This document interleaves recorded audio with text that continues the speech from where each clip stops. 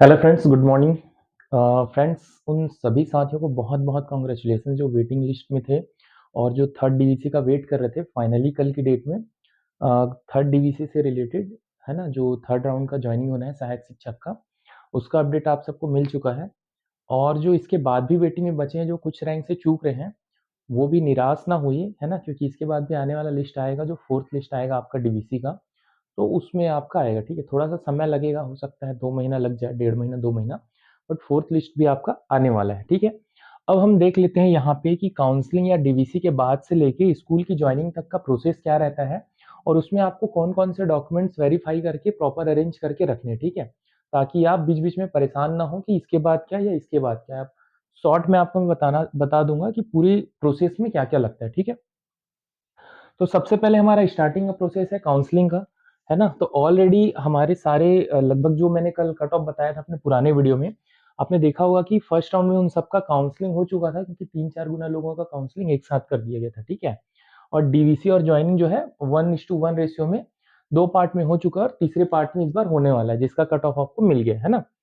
तो देखिए, जो काउंसलिंग में अभी जाने वाले हैं 205 लोग, अगर वो मेरा ये वीडियो या मैसेज देख रहे हैं, तो ये उनके लिए मैं बताना चाहूँगा कि अच्छा, सबसे पहले तो ये है कि काउंसलिंग में आप तो स्कूल सिलेक्शन करेंगे, है ना?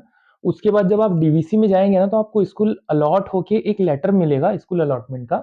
उसके साथ में ये जो रिक्वायर्ड डॉक्यूमेंट्स हैं, उसका लिस्ट भी आपको मिल जाएगा डीवीसी से पहले, ठीक है? बट फिर मैं यहाँ पे आपको बता रहा हूँ कि क्या-क्या लगेगा। तो आपको अपने पास रखना है व्यापम का प्रवेश पत्र, है ना? जो व्यापम द्वारा जारी किया गया था, और व्यापम द्वारा जारी किया गया रिजल्ट, ठीक है? जिसमें आपका रैंक दिख रहा होगा, नंबर दिख रहे होंगे, वो वाला आपको कॉपी करके निकलवाना है, ठीक है? उसके बाद आपको एजुकेशनल मार्कशीट में 10वीं 12वीं कंपल्सरी है। उसके बाद अगर डीएड के कैंडिडेट्स हैं तो उनके लिए स्नातक जरूरी नहीं है, बट अगर बीएड के कैंडिडेट्स हैं तो स्नातक और बीएड ये दोनों लगेगा, ठीक है? और ये सारे डॉक्यूमेंट्स आपके जो एग्जाम डेट है उससे पहले के होने चाहिए ना, उससे उसके बाद वाला नहीं चलेगा आपका, ठीक है? उसके बाद साथ ही साथ क्या लगेगा, आय प्रमाण पत्र लगेगा। अब यहाँ पर देखिएगा, बहुत सारा कंफ्यूजन यहीं पे होता है डीवीसी के समय कि आय प्रमाण पत्र तो परमानेंट होता नहीं है ना, हर 6 महीने में एक्सपायर हो जाता है या नया बन जाता है। तो ये जो आय प्रमाण पत्र अगर किसी के पास नहीं होगा, तो वो अभी से बनवा के रख ले, है ना?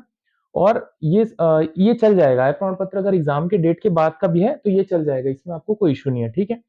जाति प्रमाण पत्र, जिस भी कैटेगरी से बिलोंग करते हैं उसका जाति प्रमाण पत्र आपके पास होना चाहिए। निवास प्रमाण पत्र आपके पास होना चाहिए, छत्तीसगढ़ के मूल निवासी होने चाहिए। दिव्यांगता का प्रमाण पत्र होना चाहिए, अगर आप फिजिकल हैंडीकैप्ड हैं किसी भी उसमें, ठीक है? तो ये सारे आपको ओरिजिनल लेके जाने हैं, कहाँ पे लेके जाने हैं? डीवीसी सेंटर में, ठीक है? और इस बार जो डीवीसी है वो रायपुर में नहीं होने वाला है, जो इंस्ट्रक्शन आई है उसके अकॉर्डिंग।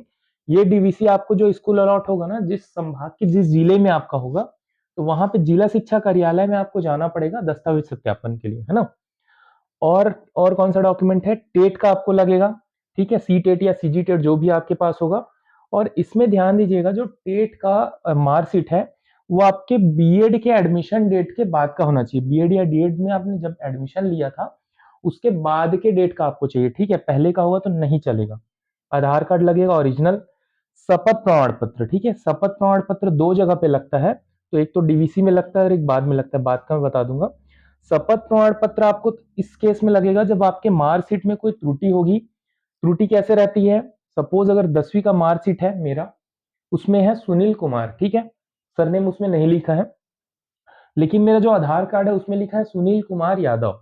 और जो मैंने व्यापम में परीक्षा दिलाया है, चूंकि आधार कार्ड से लिंक था, तो वो सारी जगह पे क्या लिखा गया है? सुनील कुमार यादव, प्रॉपर ये लिखा गया, ठीक है?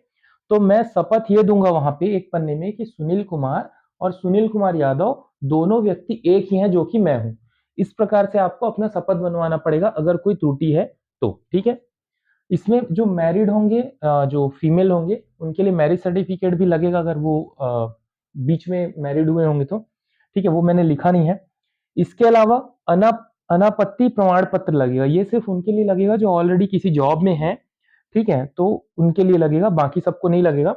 तो यहां से यहां तक के जो डॉक्यूमेंट्स है, ये सारे डॉक्यूमेंट्स आपको ओरिजिनल लेके जाने पड़ेंगे, प्लस 2 कॉपी लेके चले जाइएगा, इसका फोटो कॉपी करके 2 सेट में, और ओरिजिनल लेके चले जाइएगा। कहाँ पे? डीवीसी सेंटर में, ठीक है? ये डीवीसी सेंटर जहां पे आपका जिस जिले में आपको चयन होगा, ठीक है? तो ये हो गया आपका डॉक्यूमेंट वेरिफिकेशन के लिए। उसके बाद डॉक्यूमेंट अगर आपका वेरीफाई हो जाएगा, देन आपको उसकी सूचना उसी में मिल जाएगी कि आपका डॉक्यूमेंट वेरीफाई हो गया है एजुकेशन पोर्टल में, आपका जब आईडी लॉगिन करेंगे तो, है ना। फिर उसके बाद आपको ज्वाइनिंग लेटर लेने के लिए बुलाया जाएगा। मोस्ट प्रोबेबली ज्वाइनिंग लेटर भी आपको उसी जिला शिक्षा कार्यालय में, ठीक है, आपका जहां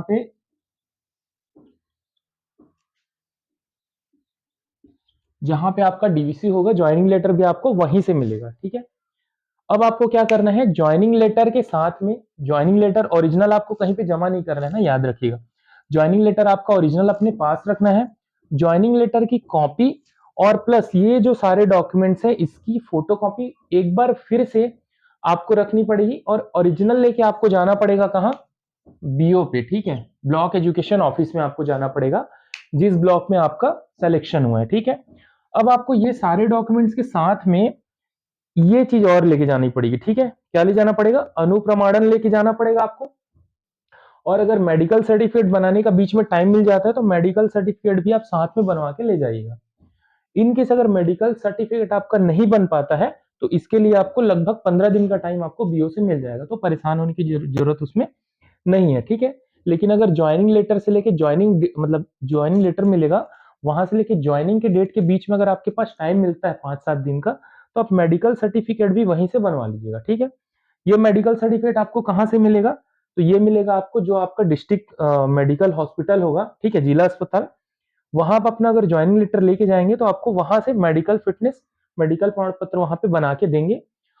ये दोनों के साथ में आपको यहाँ लेके जाना है, ठीक है।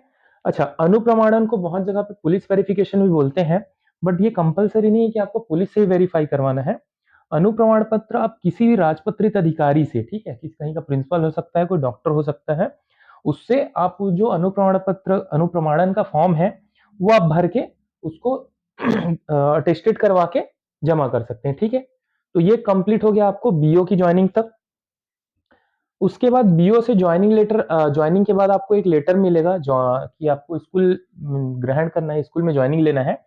वो लेटर लेके आप जाएंगे अपने स्कूल में जहाँ पे है, ठीक है, सेम डे भी जा सकते हैं, अगले दिन भी जा सकते हैं, और यहाँ पर आप ज्वाइनिंग का प्रॉपर यही सारे डॉक्यूमेंट्स वापस जमा करके जो आपके हेड मास्टर होंगे वहां पे, ठीक है, उनसे आप रिसीविंग लेंगे और स्कूल अपना ज्वाइन कर लेंगे, ठीक है। ये हो गया ज्वाइनिंग तक का प्रोसेस। लेकिन इसके बाद आगे सैलरी का प्रोसेस बचा हुआ है, उसके लिए आपको क्या करना पड़ेगा, वापस से देखिए ये छोटा छोटा लिखा हुआ है, आपको दिख रहा होगा, सर्विस बुक लेना पड़ेगा, 2 ठो ले लीजिएगा, जीपीएफ पासबुक लेना पड़ेगा, वो 2 ले लीजिएगा, कार्मिक संपदा प्रपत्र, ये तीनों चीजें आपको भर के एक साथ जमा करनी पड़ेगी वापस से बीओ ऑफिस में, जब आपको बीओ ऑफिस में बुलाया जाएगा, ठीक है। और इसके साथ में आपका बैंक का पासबुक, है ना, कलर कॉपी ले लीजिएगा तो बेस्ट है, बैंक का पासबुक आपको यहाँ पे देना पड़ेगा। तो यही सारे डॉक्यूमेंट्स वापस से इसके साथ में एक फाइल बना के आपको जमा करनी पड़ेगी, ठीक है। और उसके साथ में ट्रेजरी के लिए अलग से एक फॉर्म जाता है, जहाँ पे डिस्ट्रिक्ट में जो ट्रेजरी के लिए आपका फाइल जाएगा पूरा, तो उसमें भी ये सारी चीजें लगेंगी। तो मोटा मोटी ये है कि आपको ये पूरे के पूरे डॉक्यूमेंट्स 2 जगह पे ओरिजिनल लेके जाना पड़ेगा, एक डीवीसी में और दूसरा बीओ के टाइम पे ज्वाइनिंग जब होना है तब, ठीक है। बाकी कहीं पे आपको ओरिजिनल ले जाने की जरूरत नहीं है, बाकी सारी जगह पे आपको उसकी फोटो कॉपी जमा करनी है, ठीक है। इसके बाद भी अगर किसी को कोई कंफ्यूजन होता है कि शपथ प्रमाण पत्र क्या कैसे बनेगा, या अनुप्रमाणन क्या होता है, या कार्मिक संपदा फॉर्म कैसे भरना है, या जो भी वॉट एवर, है ना, जो भी आपको अगर कंफ्यूजन होता है तो डिस्क्रिप्शन में वापस से मैं 2-3 वीडियोस के लिंक डाल दूंगा, पुराने जिनकी ज्वाइनिंग हो चुकी है उनके प्रोसेस का, ठीक है, तो वहां पे आप देख लीजिएगा। और बाकी मेरा नंबर तो इसमें है ही, व्हाट्सएप ग्रुप में आप ज्वाइन है ही, नहीं हुए होंगे तो हो जाएगा। और वापस से एक रिक्वेस्ट वही है कि जो भी कैंडिडेट्स जो अभी तक हमसे जुड़े नहीं है ग्रुप में, है ना, वो सब सिर्फ बीएड वालों के लिए ये, तो वो ज्वाइन कर लीजिएगा हमारे साथ, ठीक है, ताकि आगे जो भी केस वेस चल रहा है उसके बारे में आपको अपडेट मिलते रहे, और उस केस के लिए हमें आपका सपोर्ट मिलता रहे, ठीक है। इन सब के लिए जरूरी रहेगा। बाकी और जो भी अपडेट होगा मैं प्रॉपर इसी तरह से दूंगा, ठीक है। तब तक के लिए अपना ध्यान रखिएगा। Thank you.